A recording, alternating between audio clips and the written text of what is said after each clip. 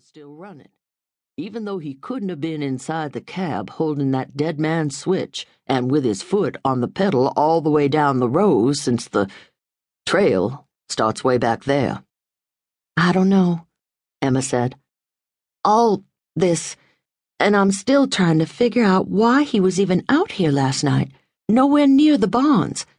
That's what his wife said, right? That he went out to check on his milk cows late, before turning in himself, because one was due to calve, and so she went on to bed without him. Woke up hours later, just before dawn, realizing Brady wasn't in bed. Not that unusual with a cow calving, until she heard the harvester, looked out her window and saw it sitting here, headlights and the lights above the cab glaring, engine running.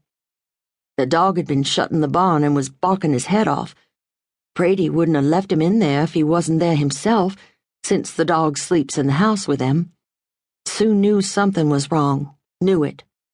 I'm just glad she rousted Hank out of bed to check instead of coming out here herself, Mal said.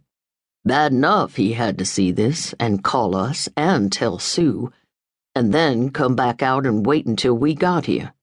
He looked over to the split-rail fence, which was more decorative than anything else, and bracketed the long dirt driveway up to the farmhouse, noting that Hank Taylor, who was more of a very good friend and partner than an employee to Brady Nash, had his back to the cornfield as he leaned against the fence, gazing off at nothing.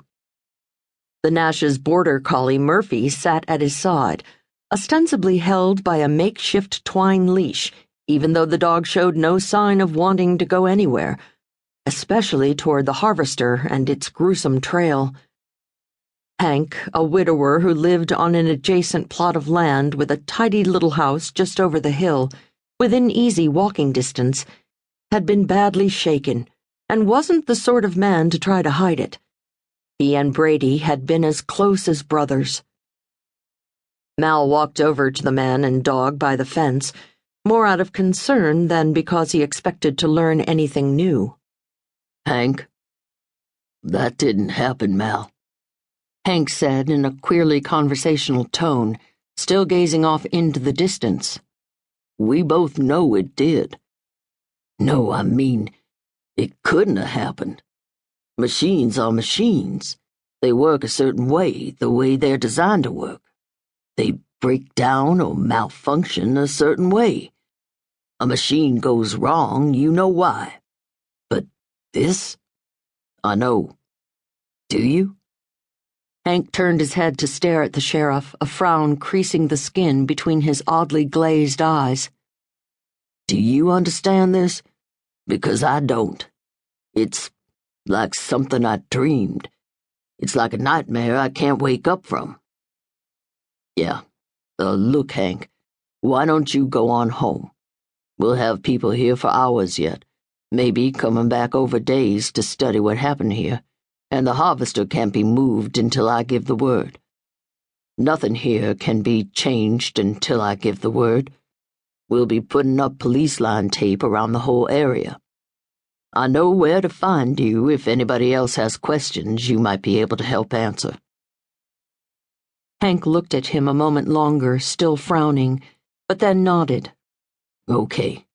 I'll, go tell Sue I can keep Murphy with me for a while, since she has a sister now. He slept at my place before. I don't think he wants to stay around here. The smell. Stronger for him, of course. That sounds good, Hank. You go take care of Murphy.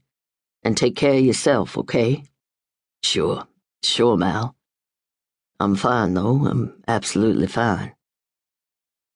Mal stood there for several moments, staring after the tall, lanky man trudging along the fence back toward the house, then slowly returned to the horror in the field and his deputy. Is he okay? Emma asked. Are you? She drew a short breath and let it out in a rush. Good point. No, I'm not okay. I'm not even close to being okay, not with stuff like this happening. First that weird car crash, then a grill exploding, and the elevator falling the way it did. And now this. 4 people dead since the middle of July. All